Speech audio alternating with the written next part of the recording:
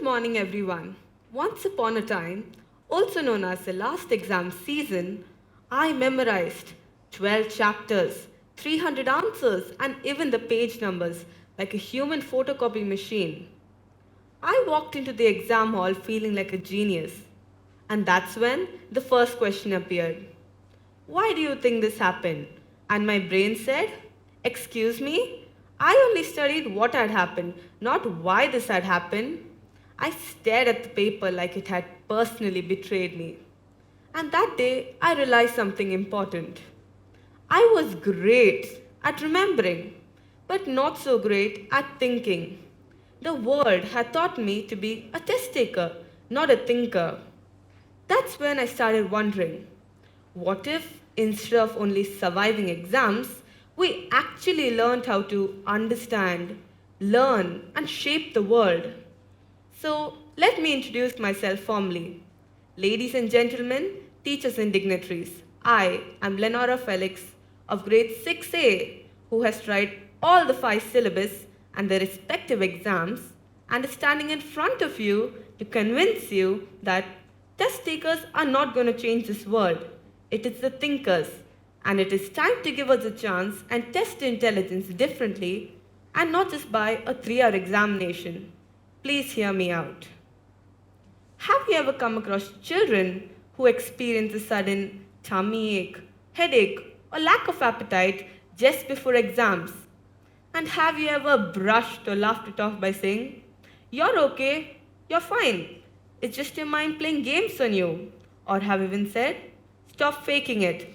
And how many of you have looked at your children's answer sheets and asked them, I've taught you this a million times, and yet you couldn't remember the answer? Are you a dumbhead? Well, the answer is no. We are not dumbheads, and our symptoms are pretty much real. Well, here's a confession.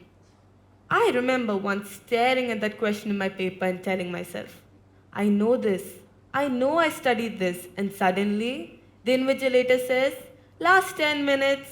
My heart raced, my palms grew sweaty, a familiar sinking feeling.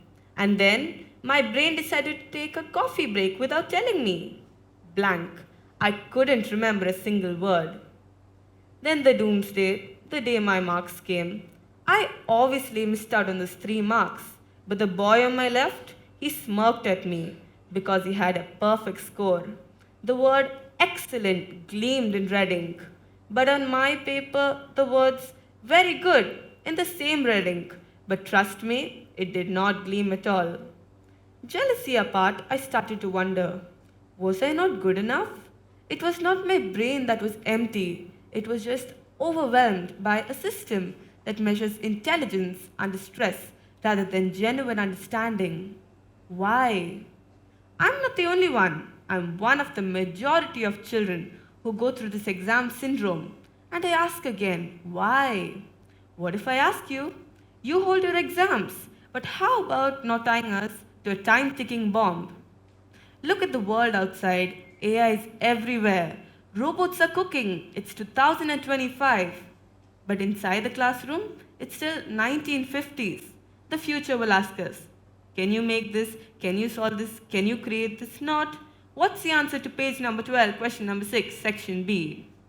Soon we will have flying cars, but exams will still state, write neatly, use only ball pen. Think about the future problems. Climate change, global inequality, space travel, robots taking our jobs. Do you think we can solve all of this with option A, option B, option C, or none of the above? Remember, the greatest inventors were not exam toppers, they were curiosity toppers. Edison failed thousands of times, and his report card would have stated, needs improvement, like a lot. Einstein literally said, school made him feel like an alien, which explains his hair. Steve Jobs dropped out because he realized, life doesn't give grades, it gives opportunities. Mark Zuckerberg invented Facebook while some of us were still figuring how to log out of accounts. All of these inventors did not change the world because of a 3 hour exam. They changed the world because they thought differently. Imagine a world in which you are told, you made a mistake. Cool.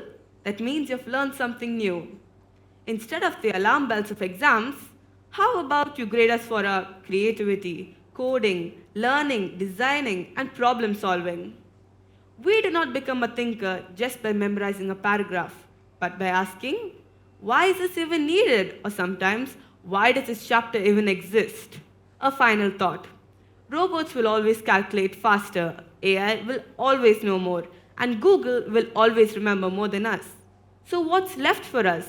We can imagine and we can create. We can dream wild, life changing ideas. And remember, test takers are going to survive this world, but thinkers are going to shape the future. Thank you.